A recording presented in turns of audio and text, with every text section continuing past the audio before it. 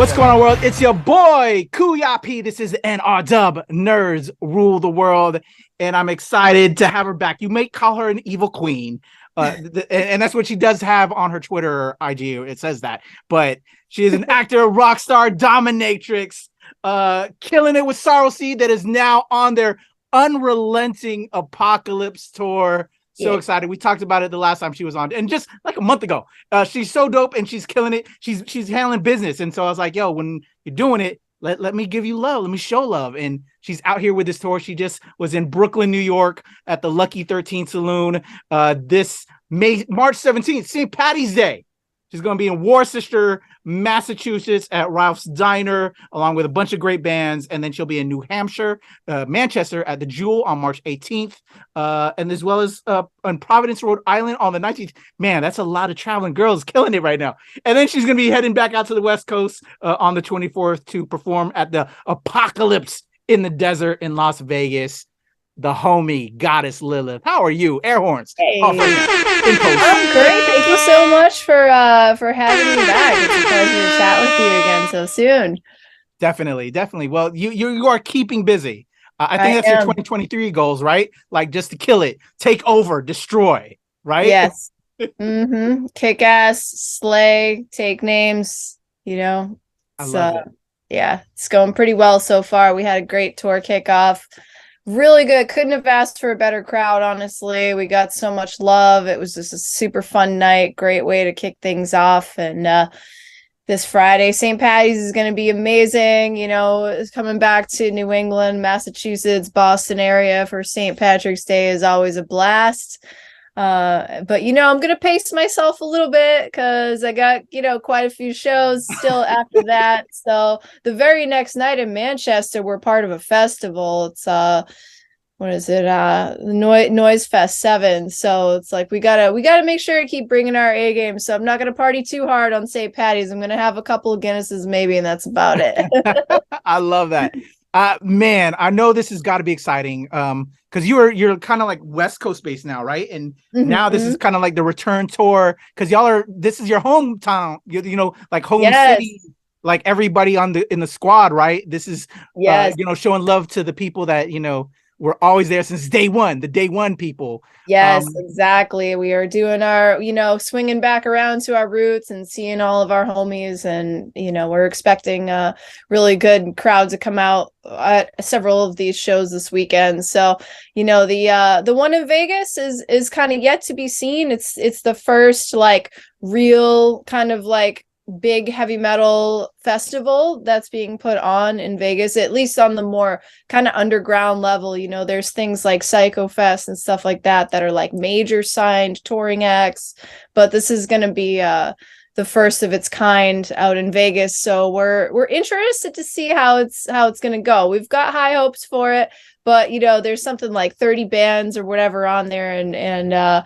you know, we're hoping a lot of them are from out of town and stuff like that. So we're hoping it's not going to be a situation where it's like mostly just the bands in the audience, but we'll see. You know, we're going to have fun either way. And it's a great opportunity for us to just sort of, you know, like do something bigger out there. We've got a few more shows actually kind of like looming on the horizon as well. We just got booked for another show out in Vegas at the Dive Bar on June 15th, I believe it is.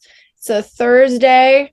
And we've got a couple more things in the works as well. So for anybody who's interested in catching us on the West Coast, please do check out our Facebook page. Oh, and we got booked to headline Livestock Festival in the Providence, Rhode Island area for June 3rd. So that's coming up as well. We've got a whole bunch of good stuff, you know, happening soon, and we are working on recording some new music as well.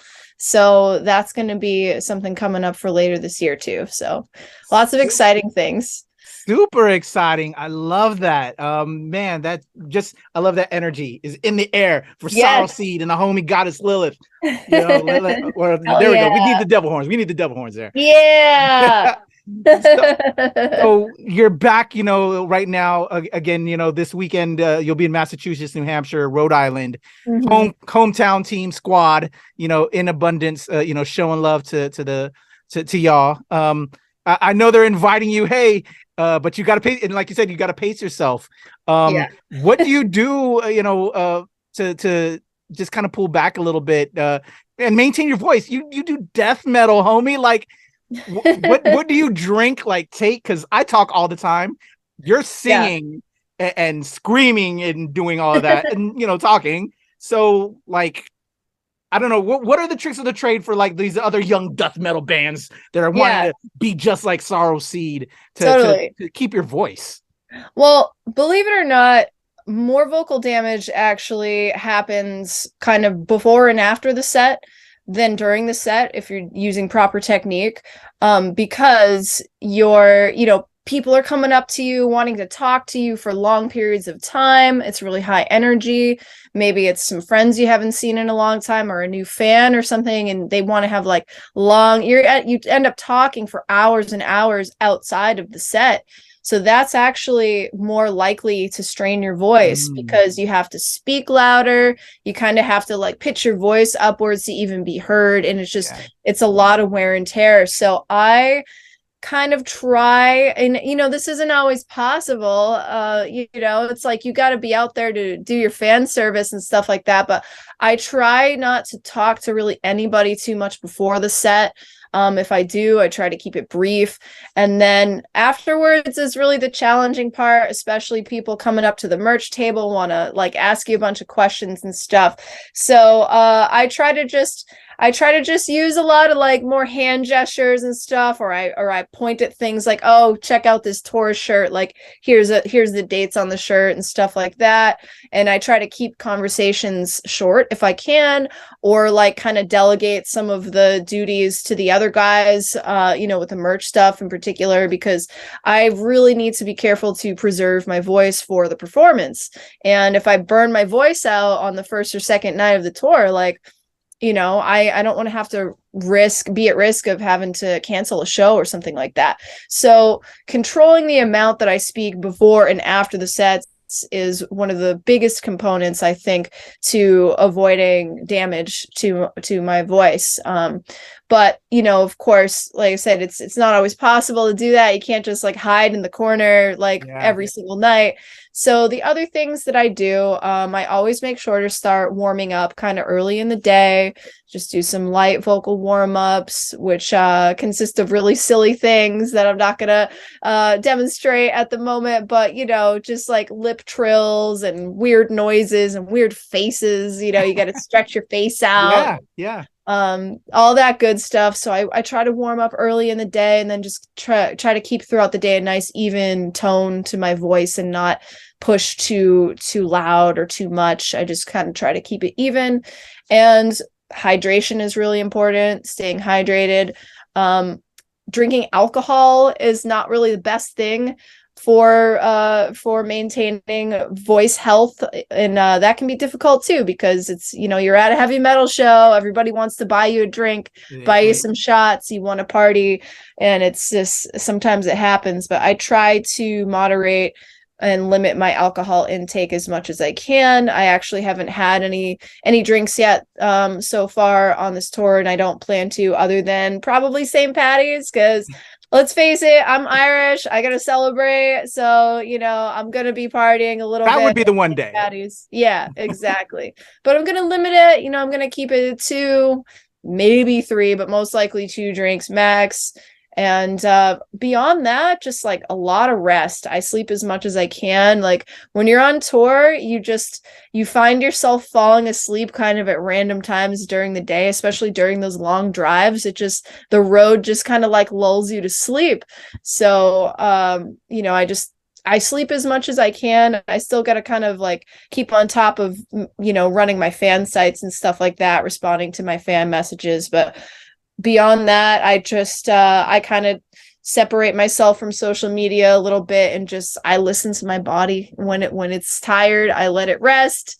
And it's just, it's all about kind of like survival in a way, because it's just such a extreme sort of thing to put your body through, and you do get used to it and you adapt to it after a while. But honestly, that usually comes after like, the first week, 9-day mark or so, then you really get in the groove. But this is a shorter tour, so I've got to kind of be a little more careful, because I'm not going to have as much time to adjust. But like the human body is so impressive. You can really get used to like anything, but it is just about moderation, trying to be smart, and having self-control and listening to your body. And those are all things that I've sort of developed over time. It's difficult to have self-restraint and self-control sometimes in this constant 24/7 party situation. You know what I mean? Completely agree. And definitely that I love when other artists speak out on that, because a lot of times they think we're assholes. Like, I know for myself, I feel like an asshole in a way, because I do a bunch of convention shows, and you're touring right now. And they're like, they want you to spend time, and you really in your heart want to spend time, but we know for ourselves what we need to do in order to perform and continue with what we have to do consecutively, especially when you're on a tour like you're doing right now. So don't think we're assholes, people. We love you. We appreciate you, but we have to take care of us in order to entertain you. Exactly. We want to give you guys our best. So that means we gotta sacrifice a little bit here and there, but it's all for the greater good. Exactly. I was trying to think, there's also this like Asian warm, like syrupy type thing that people recommend for like your voice and everything like that. I was really trying to think of it this whole time so I could let you know about it. So I'll have to hit you up off the interview. To recommend it. I'm always looking for, any little things. I've tried, there have been tours where I've been a little bit sick, and I've used like this like spray stuff. I forget what it's called. I think it's called like Singer's Friend or something like that, or Singer's Miracle. In a pinch, like some of the vocal sprays can help out too. And there's kind of differing thoughts and opinions on whether things like throat coat tea work, but I like tea anyway, so I'm just kind of like, whatever. At worst, I'm gonna drink some tea and it's gonna be good. At best, maybe it'll help my throat a little bit. And I did forget to mention one thing that I try to do, especially in the more the hotter areas and the more dry, like low humidity areas like Vegas. I do try to do like a steam sort of either shower, or if failing that, I will either microwave or boil like a pot of water or something, and put like a towel over and just breathe in the steam to sort of rehydrate everything, like the nasal cavity and vocal cords and everything, because the dryness, it's real, it's intense, especially out in the desert. So like bringing some moisture back is really important too. Love it and feel that. Definitely agree. Been through it. So we're on this tour. We kicked it off, just recently in Brooklyn, heading over to Ralph's Diner on the 17th in Worcester. I was messing up. How's it been with the band? How's the band? What's the band vibes? The communication going on there? Any like new inspos? Any tracks that you're performing now, because it's been a while? Any new tracks you've introduced during this tour that people are feeling and vibing? So we decided that even though our new material is not quite ready to debut yet, we did want to bring something new to the set for this tour. So we are doing a Children of Bodom cover at the moment, and I'm not going to say which one it is. You guys got to either come out and see it live, or you got to wait for the video to come out, because we are doing some video footage as well. Nice. But that's one of the band's favorite groups, and as you may or may not know, their frontman sadly passed away a couple of years ago, and so that kind of like hit home for us, and we're just doing it as sort of a tribute to him. And we debuted it for the first time in Brooklyn, and the audience went crazy. Everybody loved it. It was really powerful, strong, emotional. and it was just fantastic, and we felt so good performing it. We just want to play it like over and over again. So we did add a little something new to the set with that, and we are planning on releasing after the tour is over. We're gonna put together a little live performance video of that. So if you guys can't see it live, you will be able to look forward to it on our YouTube channel at least. And yeah, it's been good vibes. Touring in the Northeast during this time of year can be really challenging. Yeah, the weather got bad on you. Yes. So, luckily the weather system kind of happened yesterday and today, and it didn't really affect anything for us, thankfully. Hopefully it holds out on the weekend, but we always kind of it's a little bit risky to tour up in this area during the winter months. So next year, maybe we'll go down to Florida, like the southern states or something like that instead, where you don't have to worry so much about shows being canceled and stuff like that. And, as it goes with indie touring, there's always challenges with the shows, sometimes in the venues themselves. We had a band drop from our Providence show, which is just a few days from now. We had them drop last minute because they broke up. So today, actually, we've been scrambling the last couple of days trying to find a replacement, or else the show was going to get canceled because there was only two bands at that point, us and one other. But luckily, just today we were able to lock in somebody, and that was really awesome, because I'm like, okay, cool, now we don't have to cancel the show. Everything's going to be great, because I was really looking forward to seeing my Rhode Island homies. And so stuff like that, you just got to kind of take it as it goes and expect that there's gonna be bumps in the road, literally and figuratively, and hope for no kind of serious problems. I've had tours in the past get kind of cut off early. The first tour I ever went on was with a band called Power Glove. I was a go-go dancer for a while, and we were on tour with Dragon Force, and it was amazing. But the tour ended up for Power Glove, the tour ended up getting cut off early, because on our way from New Mexico to Denver, it was the middle of the night, and we were just cruising along down the highway 3 a.m, and a deer jumped out in front of us, and it happened so fast and so quickly. It really sucked, because I saw the whole thing happen. I was awake at the time. And so obviously, unfortunately, the deer didn't make it, and neither did the van. So the van got totaled. We got stranded. Wow. We ended up getting towed to Boulder, Colorado, which was all right, but we had to wait there for almost a week while we got insurance stuff worked on, and we're able to get a new vehicle so we could drive all the way home to Boston. Yeah.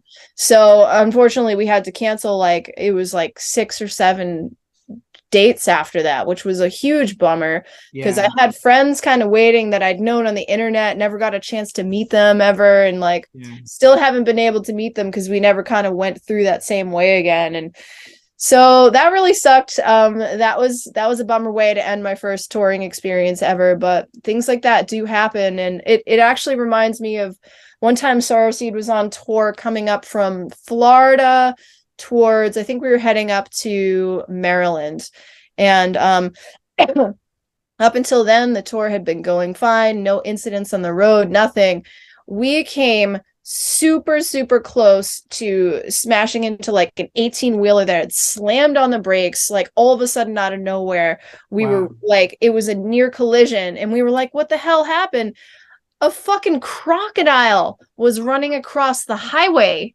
Whoa. Yeah, I guess it was an alligator. I don't know, crocodiles, alligators, whatever. Yeah. One of those gigantic creatures just rumbling across the highway with its big old legs, and we were doing its waddle run thing, and we were what the hell?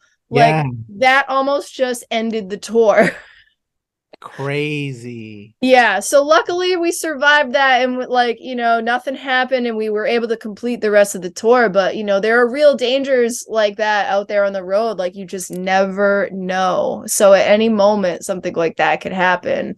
And so and then there's the logistics of just like I said before, with the venues and stuff like that, other bands being involved. We've had shows where like all of a sudden the promoter just dropped off the face of the earth like a week before the show. And we showed up one time to a place in Tacoma, Washington, where the place was open, but they had no idea that we were coming. They were like, "Oh, we didn't know there was a show here tonight." And we're like, "What do you mean?" Yeah. And they were like, "Oh, we were working with this promoter," and they were like, "Oh, yeah, he left here like weeks ago. We haven't worked with him." And I was like, well, we've got people coming to this show, and we've got 2 other bands we're playing with.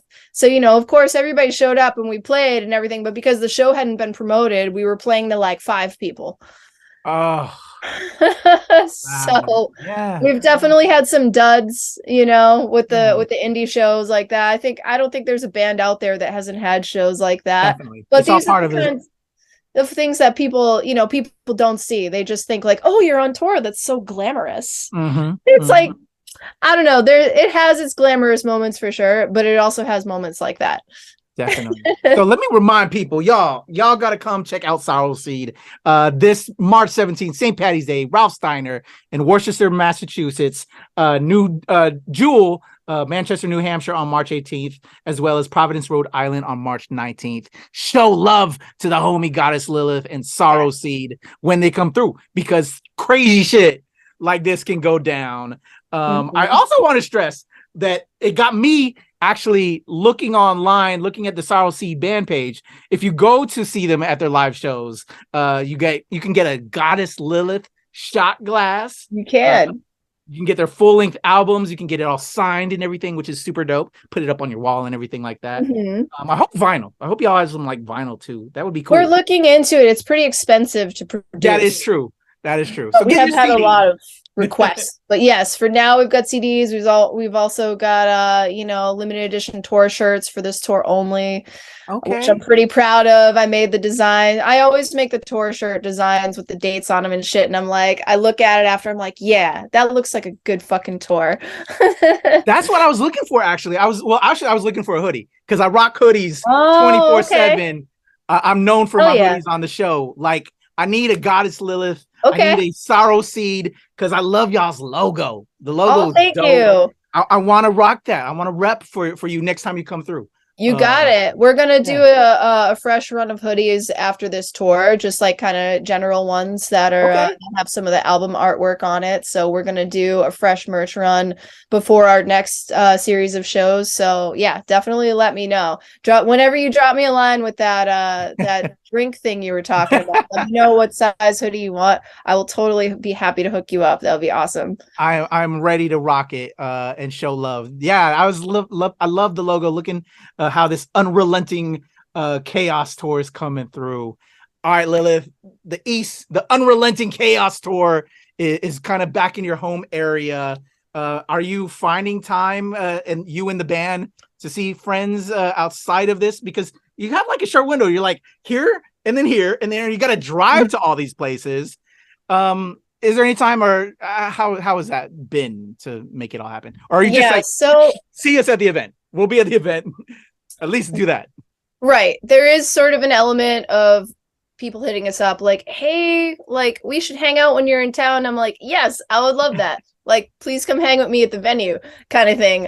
Which, people sometimes have mixed feelings on. Some people just want to hang out with me and might necessarily not be fans of heavy metal. But I'm like, just come and hang out. Like, we can hang out at the venue before. We usually have to roll up to the venue pretty early, it's for load in and stuff. So like, we're just kind of chilling there after sound check. But of course, back to what I was saying earlier, like, there's also sort of a balance that needs to happen there. If it's going to be really loud at the venue, I can't really hang out and talk for 3 hours before the set. So sometimes I'll just be like, let's grab some food or whatever beforehand. But definitely, the way this kind of tour came about was I wanted to come home to Boston to visit my family for St. Patrick's Day. Okay. Because that's, that's always been a big holiday for us, being Irish, of course. And my mom does the whole Irish dinner and everything. Aww. And last year I was kind of like,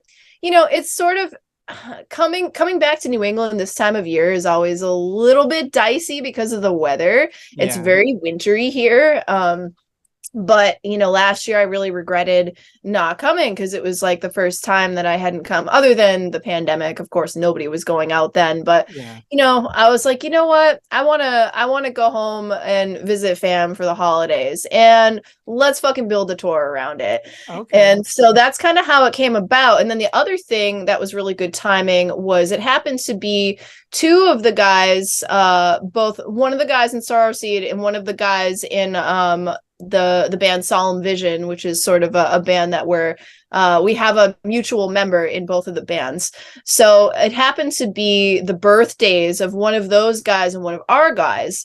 So we made, you might have seen that we did like a Dirty 30 bash in Brooklyn. And so that worked out really nicely because everybody came out for that. Like all of our friends and family in the area came out to Brooklyn for that. So it was like this huge, like just love fest. You know what I mean? It was the perfect tour kickoff. So I dare say if we decide to tour up here again this time of year, we'll probably do the same thing and just, make it a double birthday bash and start things off that way, because it was just such a nice vibe, and everybody was there in the same place. So we got to see just about everybody that we wanted to. Of course, there's always a couple people you end up missing, but like the bulk majority of our friends and family came out, and it was amazing. So we do our best to see our loved ones, and we have a few days off in between during the week, so that's kind of when we're going around and visiting all of our people in Massachusetts.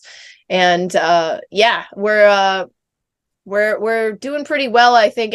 And anybody who's not really able to link with us like in the middle of the week seems like they're going to be coming out this weekend. So as well as like some new fans that have never seen us before or have never met me, like we've got quite a few messages like, oh, I'm going to be seeing you guys for the first time. So pretty excited about that too.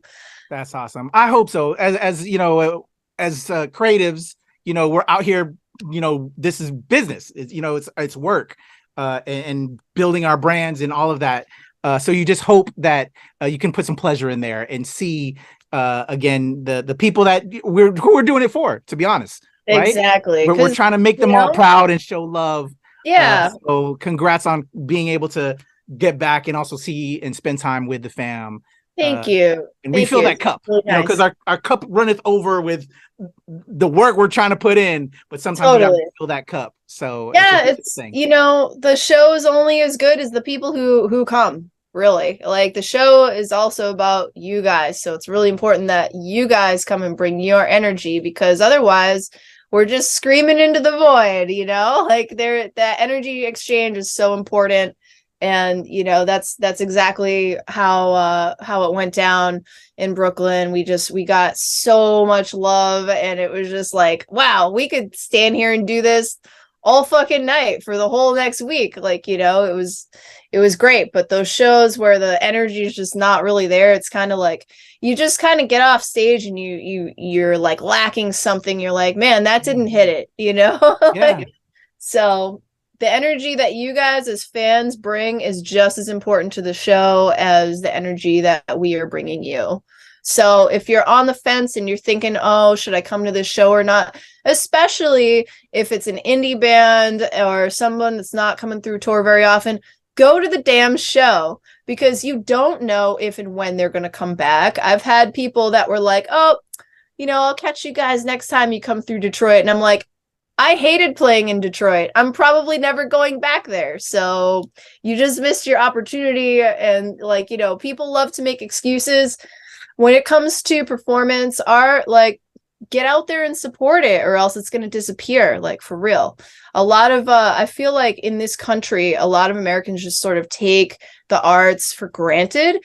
Whenever we are playing outside of America, like Canada or Europe, for example, the vibe is so much deeper, and it's just so much more intense, and there's no hesitation with people just like ready to rock out, get into the music, even if they've never heard you before. Like, we just feel it right away, because they have a deeper appreciation for art and music. And it's just like, So I feel like Americans just sort of like they take shit for granted, and they're a little standoffish, and they've got kind of sometimes an attitude of like, oh, impress me. It's like, no, man, you paid to come to this fucking shit. Right? Fucking cut, like drop that bullshit and fucking like let it go and rock out with us, and like, you know, let it be cathartic, because what is live music for then other than to experience feelings and sound and powerful shit running through you, right? It's a release. So drop the standoffish shit and just, you know, just get into it. Let's go. Completely agree. The homie Goddess Lilith. Yo, I say it all the time. I'm an empath. I vibe off of the energy off of people. This is why I'm interviewing Goddess Lilith right now. She's filling my cup of creativity up with just this conversation. So y'all, everybody, if you're a Sorrowseed fan, if you're a Goddess Lilith fan, please go check her out when she is at Ralph's Diner on March 17th for St. Patty's Day in Worcester, Massachusetts. Check her out at The Jewel on March 18th in Manchester, New Hampshire, as well as at Providence, Rhode Island on March 19th, before they head back out to the Apocalypse in the Desert in Vegas on March 24th. Busy gal, killing it. I appreciate you so much, Goddess Lilith. You are a real one. You're doing it. I love the creative vibes. I love the energy. I love the death metal. I love what you're doing, and I can't wait to rock that Sorrowseed hoodie. Please come back through as you continue to do more things, big things. I love it. I love it. You're a real one, and this was truly a pleasure. For everybody that's listening right now, I'm gonna have all of your links in the description below. But for those that are driving right now, how can they check you out? Definitely check us out. Check out Sorrowseed on Facebook and Spotify if you want to hear the music right now. You can get in touch with us pretty easily on Facebook. We're also on Twitter and Instagram. It's easy to find us there too. And if you want to know more about me in general, you can go to goddesslilith.com. There you go. I'll have all the links, y'all, in the description below. Make sure you do that, especially if you're driving right now. You don't want to be doing that and drive at the same time. It's dangerous. You might have alligators cross your road. And, for real. And or a crocodile. Who knows? Yes. But that's not a good look. Or like, you know, Bambi will jump out of fucking and just destroy your life. Yo, Goddess Lilith, Sorrowseed, appreciate you so much. Shout out to you and your band. Thank you for coming back through. Let's have you back again. Let me show love. Let me continue to give you those flowers. I appreciate you. Thank you so much. I really appreciate you, homie. No worries. Love. Everybody, your girl, Goddess Lilith, your boy, Kuya P. This is Nerds Rule the World.